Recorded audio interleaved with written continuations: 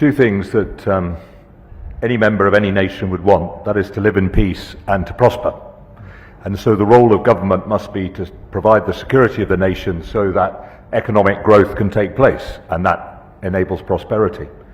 And if peace is assured, then there are a number of economic models proven over history that will allow prosperity, much of which is detached from the role of government. What we've seen over time, through history throughout, is that if peace is not assured, then increasingly government needs to, or the nation needs to take control of its broader manufacturing base.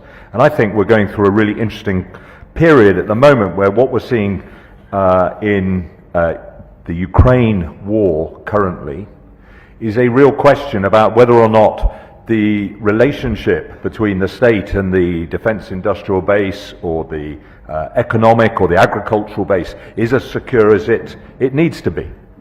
And maybe we need to consider a shift in that relationship, because the seduction of the just enough, just in time economic model, which allows you to do more across a wider range of opportunities, actually looks pretty fragile when you reach into a pocket to discover that the assumptions that you've developed for what war will look like prove to be wrong. And I think it's beholden upon us as military leaders to engage across with our industrial, commercial and government colleagues to work out whether the model we've got at the moment is actually in the right place. And that is bringing into it conversations about national resilience. And I see that, here we are in India, very supportive of their Made in India position, where Prime Minister Modi has been very clear that maybe it is time for India to consider again what resilience looks like. I don't read from that anything other, as my good friend Hari Kumar has said. India is reaching out for partnerships, but it is also making sure that it is personally resilient. And I think that's the sort of conversations we're all being forced into as we look at a far more complex and uncertain world. Wonderful, excellent answer. Thank you so much. We are extremely close to being out of time, but can I throw, please, to the young fellows, Raisina, young fellows, and just take one question, I think perhaps for our panel. Very much to the panelists. I have a question on critical undersea infrastructure. So roughly 95% of communications and data travels through undersea cables. And it's a really complex field, with cables being owned by a combination of private and state-owned entities.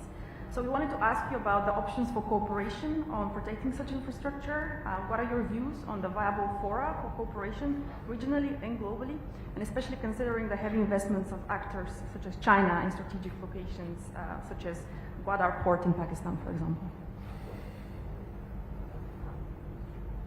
Who wants to give a chance at that one, or should we take another question? I think we should take another question. One more, yeah. Yeah?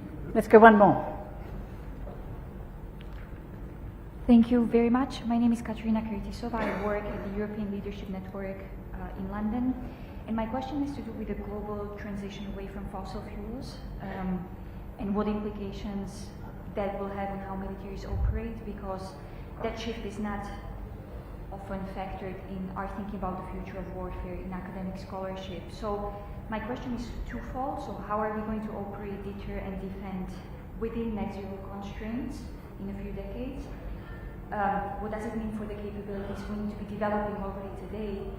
And because you've mentioned green fuel, so what does it mean for, how can we avoid interoperability challenges with allies and partners if our militaries don't move at the same speed and level of ambition on the road to net zero? Thank you. Admiral Key, I think you had touched on that last question yourself previously. Did you want to start? Yeah, so we're all citizens of the planet, and therefore we have an absolute obligation to look after the wonderful Earth in which we're privileged to live, and certainly, therefore, speaking for the United Kingdom and the Royal Navy, our commitment to reflect those obligations is really clear. The two patrol vessels we've got operating in the Indo-Pacific region at the moment, HMS Spey and HMS Tamar, are the greenest ships we've ever built. Now, they're still running on marine diesel, but we've ensured that in many ways we are minimizing their carbon footprint. And the engine spaces are designed to really embrace emerging technologies as they develop. And the global shipping industry is really wrestling with this. And it has to wrestle with it in a holistic fashion, because quite soon we will find, and I'm talking years rather than months, we'll find that some nations will make determinations about whether or not you can use their ports, how you can operate in their waters if you are not reflecting some of the obligations we have. And of course, across the Pacific region and through the Indo-Pacific region, are another number of countries who are affected by climate change impact far more than they are by some of the contested activity that is going on territorially around the world. So we are obliged to play into this space, because it's going to impact how we operate into the future and where we operate. And so we have to weave that through in everything. It's not discretionary for us just because we happen to be operating in military services. Thank you very much. Did anyone? Yes, please. Thank you. For the challenge of undersea infrastructure, undersea cables, pipelines, and everything else, it becomes very simple if you know who has done what, where. And so I think the first challenge for all of us is to just make sure we have a better understanding of what infrastructure does exist under the waters. And there's an incredible collection of different sensors and organizations, including a lot in the science and education community, that are able to track and understand activity on the water and under the water. And so I think the first place in any of that is to try and find a way to better understand the data that we do have, recognize that now that there is a potential threat there that's being realized in the case of Nord Stream 1 and 2. And so how do we create a method that allows us to understand what has happened and provide credibility so that it is believed when we assess that it is this person, this country, this actor has done this? And that's the starting place for action. Yeah, there's 2 points to that, though, right? So that's an after it happens thing. Yeah. The actions that have to go into account before it happens to protect it is really where we need to be focused, and we can learn a lot from each other. But there's a second part of this that's really concerning to me, and that is, there are nations out there that are willing to target critical infrastructure, civilians, as a part of gray zone or first steps in the time of crisis or conflict that is different than we've seen in the past.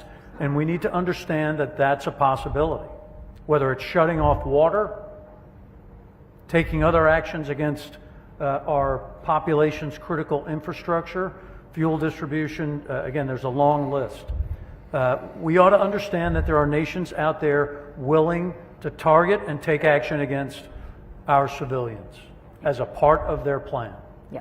And that's concerning to me. So I think, like everything else, our teams working together, we can put in place resiliency, redundancy, flexibility, and protections to ensure we're protecting our people.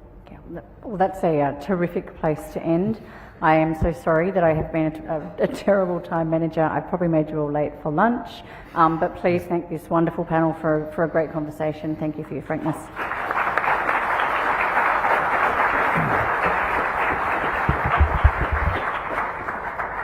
Thank you.